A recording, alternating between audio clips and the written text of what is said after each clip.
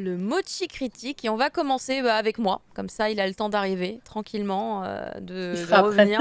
Voilà. On va commencer les critiques avec, enfin les reviews pardon, avec le bateau de Thésée et la critique du coup maintenant que l'œuvre est terminée, l'œuvre est conclue, puisqu'en en début de saison, on avait parlé du bateau de Thésée qui en était à son 7e volume ou quelque chose comme ça.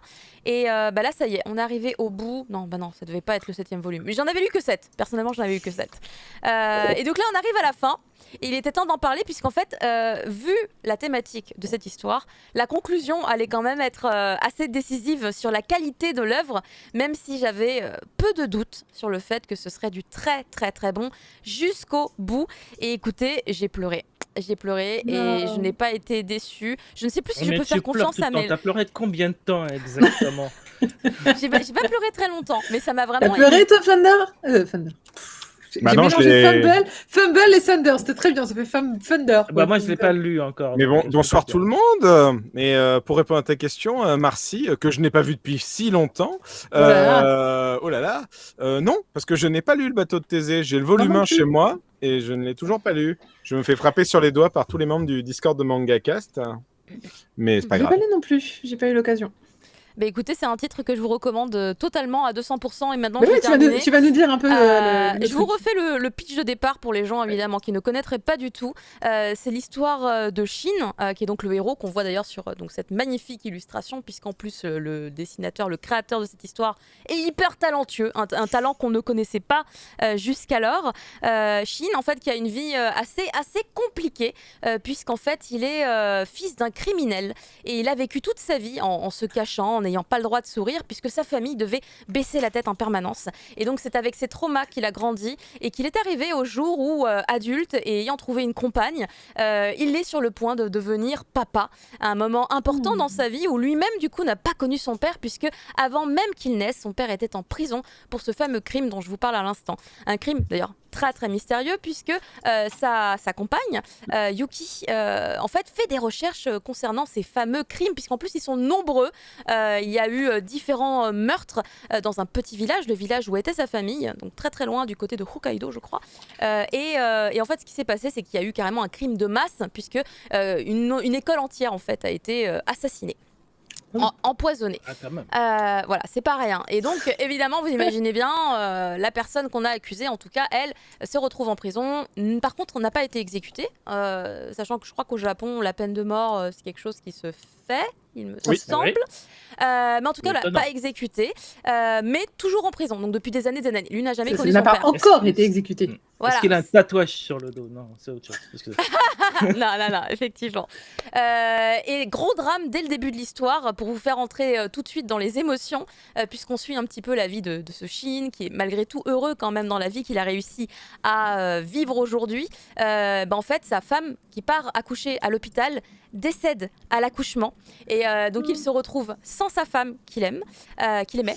Et il se retrouve avec un petit bébé qui du coup devient sa nouvelle entre guillemets raison de vivre, mais en même temps il se dit que là c'est le moment de prendre des décisions et du coup d'utiliser ce grand cahier qu'avait préparé sa femme depuis des années et des années, en recoupant des articles et du coup en détectant mais il y a quand même des trucs bizarres dans toutes ces affaires. Est-ce que c'était vraiment ton père le coupable, puisqu'on est sur une grande enquête qui va durer quand même quasiment l'intégralité de la série. Et donc, qu'est-ce qu'il va faire Shin ? C'est sa fille qui va lui donner du coup le courage d'avancer et il va partir avec un petit sac à dos, sac bandoulière et ce carnet avec toutes les informations, les dates, les descriptions de tout ce qui va se passer, puisqu'évidemment dans les trucs de faits divers, des fois on donne des détails un peu sordides, donc il connaît vraiment en grande quantité tout ce qui va se produire, l'heure, le jour et tout, vraiment ça va être très précis. Et donc il va se rendre sur les lieux où était auparavant donc cette école, où il y a eu ce crime terrible. Alors évidemment il ne reste plus grand chose, il y a juste une grande pierre tombale. Par contre là on passe en mode un peu mystique, hein. Là ça fait un peu Tokyo Revengers, puisque du coup il y a une brume qui se dégage à la mode un peu Silent Hill, et dans cette brume il s'avance, et en s'avançant il va se retrouver non pas quelques mètres plus loin, mais carrément quelques années en arrière. Il repart dans le passé, il repart à l'année où se sont déroulés ces terribles méfaits. Et c'est là que tout va changer. Est-ce que Shin va être capable de changer le destin ou pas? Va-t-il rencontrer ses parents, sa famille ou pas? Alors, quand même, pour reprendre un peu la trame du tome 2 au moins, enfin non, c'est même dans le tome 1, pardon, c'est le tome 1, c'est juste que c'est le chapitre 1 qui se termine là.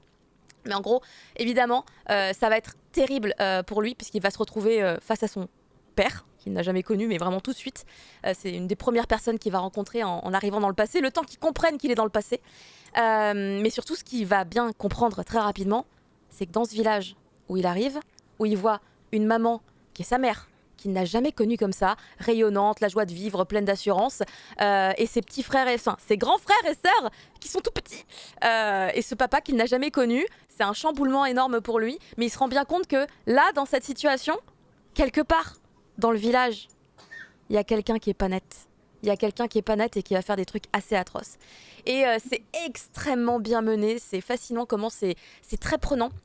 Très très prenant, car en plus, évidemment, le mystère reste entier pendant très longtemps, puisque dès qu'il se passe des choses, on ne voit évidemment pas le ou la coupable, on ne sait pas du tout qui ça peut être. Par contre, on voit on voit genre des plans, genre des murs, le sol, une radiocassette. On voit des objets et on entend des voix, et c'est très bien fait puisqu'en plus c'est écrit d'une manière un peu différente. Du coup, ça a un côté encore plus sordide. Et évidemment, cette voix, qu'on ne sait pas du tout qui ça peut être, va dire des choses vraiment horribles et dégueulasses, genre ah, j'ai fait un test. J'ai essayé de mettre du cyanure de potassium dans je sais pas quoi, et puis je l'ai donné à machin. Bon, elle est pas morte sur le coup. C'était un peu un raté. Et tu fais oh putain, c'est horrible. Et donc c'est assez, enfin vraiment, ça fait un peu froid dans le dos. Ça fait un peu froid dans le dos, et c'est surtout très très efficace. Et en fait, l'enquête va se dérouler voilà sur plusieurs tomes avec des rebondissements à plein de moments. Je ne vous donne évidemment pas les détails. Par contre, je peux vous montrer, j'ai réussi à trouver des pages du tome 10 qui ne spoilent pas.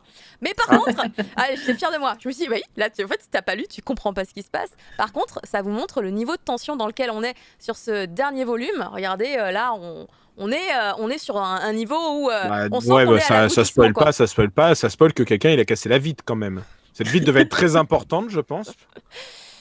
Ouais, en fait, je trouvais de base que le dessin de l'artiste en fait sur le tome 1, il était vraiment beau et très réussi. Et ben, je l'ai trouvé encore plus abouti dans le 10e volume, avec évidemment, mais en toute évidence, avec un niveau de tension encore plus réussi, plus maîtrisé dans ce dernier tome. Mais c'est sans doute aussi parce que l'histoire est comme ça. Hein, on arrive à l'aboutissement d'une grosse enquête et vraiment de tome en tome. Vraiment, les cliffhangers à la fin sont durs. Les cliffhangers à la fin sont durs. Là, maintenant, les 10 tomes sont sortis. Moi, ma recommandation, c'est prenez-les tous d'un coup. Et quand vous avez besoin de dormir pour arrêter de lire, bah, vous dormez. Mais vraiment, essayez de les lire d'une traite. Non, mais vraiment, c'est ma reco. Parce que moi, j'ai très mal... et vraiment, non, j'ai très mal vécu les cliffhangers. J'étais pas bien, genre pendant 2 heures derrière, j'allais pas bien. J'adore les thrillers en plus, donc je pense vraiment que c'est un titre que j'aimerais. Moi j'ai une. Tellement de trucs à lire, c'est vrai que c'est pas évident. J'ai une question, Caroline. Dis-moi.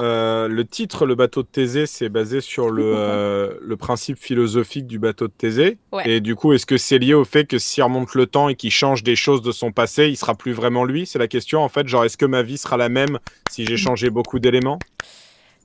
C'est ça? Alors, en gros, globalement ou pas du tout? Ça reprend totalement ce concept.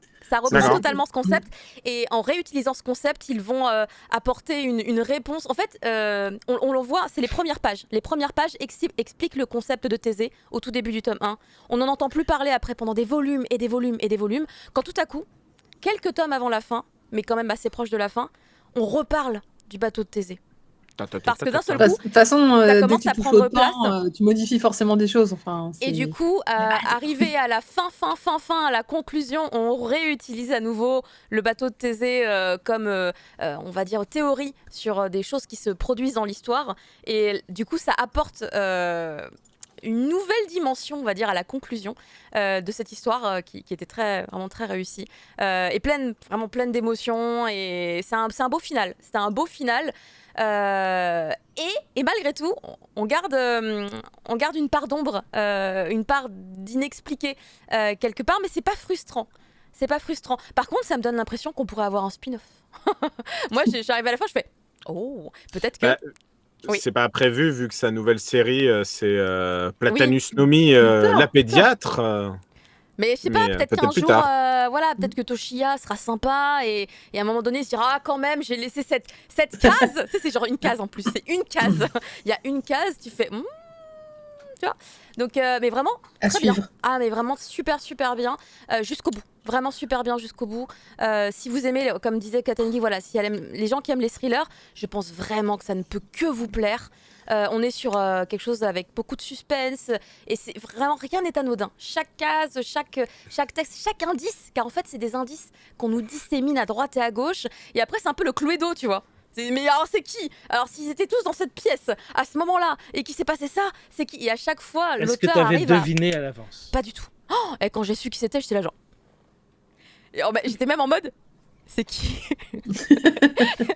C'était très réussi parce que à moins d'être vraiment, je pense, un aficionados du thriller et à faire tout le temps des enquêtes internes en permanence, je pense pas qu'on puisse vraiment deviner. Puisque autant il y a des indices, autant c'est très réussi. Les indices Tu te fais mener en bateau Ah, on de se- Thésée. Oh là là. Oh là. Alors donc 22h14, on va donc accélérer le rythme. Ok papy. Ouais, bravo. Voilà, donc C'est vraiment, bon, c'était sublime. Et un artiste, du coup, avec un petit coup de crayon vraiment très joli aussi, pour ne rien gâcher.